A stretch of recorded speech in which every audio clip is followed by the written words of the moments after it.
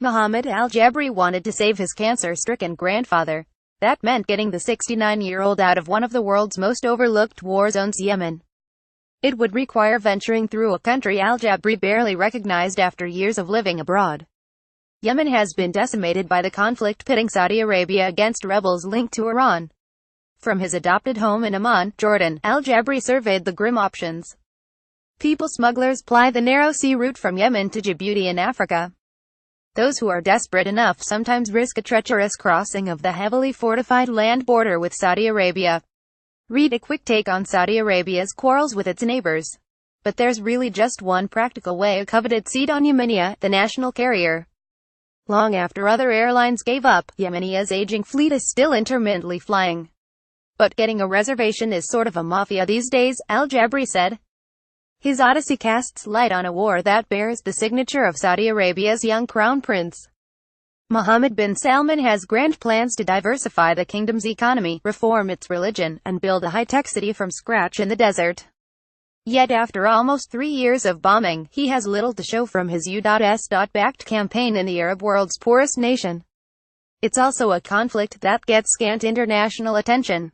Unlike millions of displaced Syrians who have sought refuge in neighboring countries and Europe, Yemen's 28 million people, more than the population of Australia or Taiwan, are trapped by their geography. Only some 180,000 have left.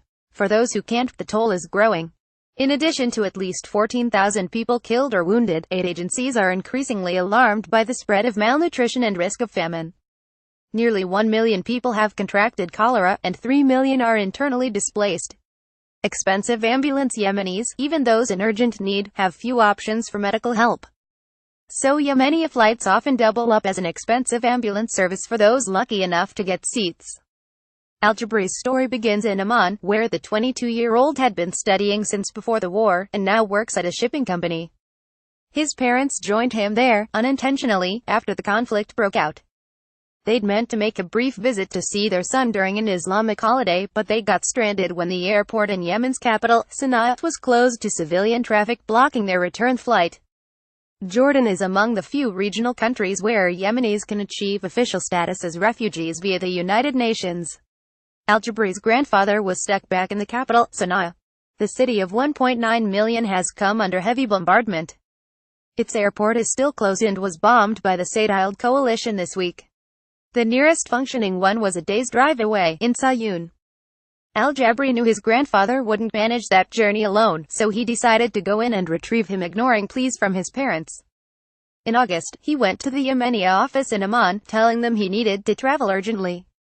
He paid $630 for a one-way ticket, significantly more than a round trip used to cost. But he was only given a seat for a flight in November, which was no use to him. Yemenia is now exploiting the situation that they're the only airline that's going, he said. He's hardly alone in such feelings. Yemenia's Facebook page is a litany of customer complaints. Epic fail, and the worst airline administration on earth are among recent, typical comments. Yet the carrier is operating in extreme circumstances, of a kind that few airlines face. It's flying out of a war zone and can't use the country's main airport. Right now, it can't fly at all. Earlier this month, all flights were halted. The Saudis said Monday that some airports would soon reopen. It also needs to get a green light for each takeoff from the Saudi coalition. Sometimes, permission is withheld and then Yemenia posts a note of apology, triggering Facebook fury, though there are sympathetic responses too. Yemenia's offices in Sana'a, Aden, Amman, Dubai and Cairo didn't answer repeated requests for comment. Through firefights, alJabry resorted to an acquaintance who had connections at the airline and was able to push his flight forward. His ticket appeared in the form of a photo, via WhatsApp, and he flew to Sayun on August 28. The plane was mostly of students returning home, from Malaysia, Egypt and elsewhere, for the Eid religious holiday. On arrival, alJabry hired a driver for the 21-hour journey to Sana'a. Their pickup truck passed through a slew of checkpoints manned by armed fighters alternately from the Saudi coalition and the Houthi rebels. The trip passed without any scares. That's not everyone's experience. Taha Yassin, a student returning from Qatar, made the same trip in July. He said gunmen at one of the checkpoints hauled passengers off the bus for hours of questioning. Ilham, a single mother living in Jordan since February this year, had to get a bus from Sana'a to Aden, on the south coast, for her flight out. She described a terrifying day-long journey, repeatedly passing through firefights that left at least one passenger injured. In Sana'a, alJabry took his grandfather to the doctor to prepare for the road trip back to the airport. But the doctor advised waiting a few days. The older man had a blood clot, and a long drive could worsen his condition. alJabry, sensing urgency, said he then reached out to friends with United Nations connections in case his grandfather could get on a UN flight out of Sana'a. It was too late. He died that night. alJabry said, "I spent around 6 hours with him. And then he died." Funeral bombs. The family held a service 2 days later. Funeral receptions traditionally last about 3 days. A hall is booked, and visitors flow in and out. But a lot more Yemenis are dying these days. Plus, a funeral hall was bombed by Saudi planes in October last year, killing more than 140 people, one of the war's worst attacks on civilians. alJabry insisted on the observance and won the argument with his relatives, who said no one does 3-day funerals anymore because they're too expensive and dangerous. It was one of many changes that shocked him. Sana'a, an ancient city inhabited for more than 2,500 years, was barely recognizable. The conflict has turned the capital's cultural relics to ruins, and left a hungry population plagued by armed gangs and militias. alJabry wanted to get out fast. "It was frustrating what I saw, unlovable," he said.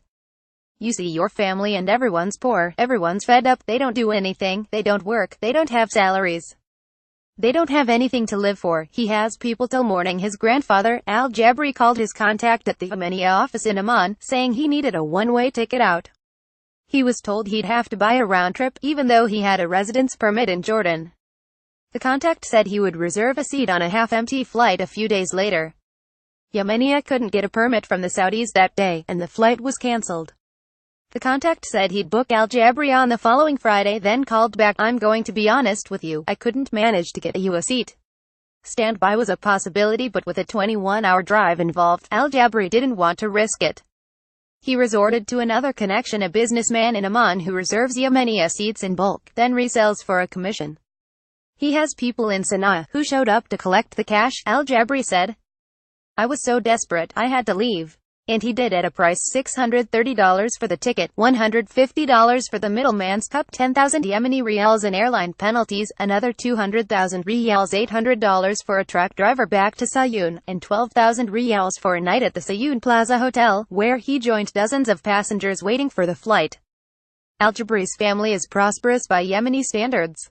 "Financially, we are blessed," he said. "But there are people who are suffering from the Sana'a airport closure, and who can't afford the alternatives. The average annual income is below $1,000. Being a woman, the single mother, sold jewelry to pay for tickets to Amman for herself and her daughter at $1,200 each. When she went to collect them at the Yemeni office, a scale brawl was in progress, as would-be passengers fought to get to the front of the line.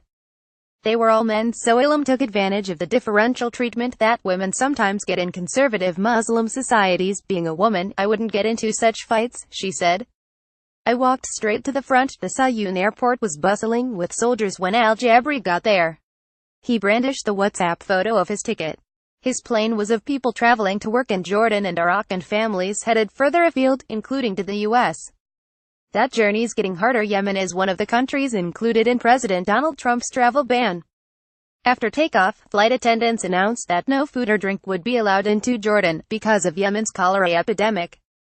Almost everyone seemed to have food with them, likely intended as gifts, so they shared it in an impromptu feast. 3 hours of eating. alJabry said.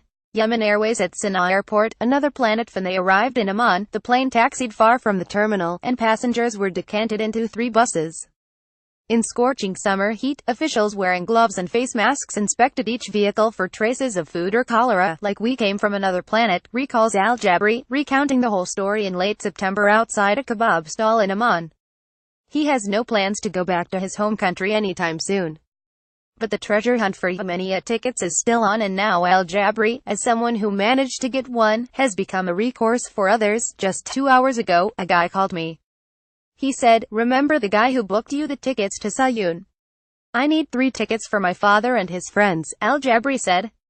To get a ticket, you need to know people." Reporting for this article was supported by a media fellowship through the Center for the Study of Social Difference at Columbia University, with assistance by Mohammed and Jinan Warayat.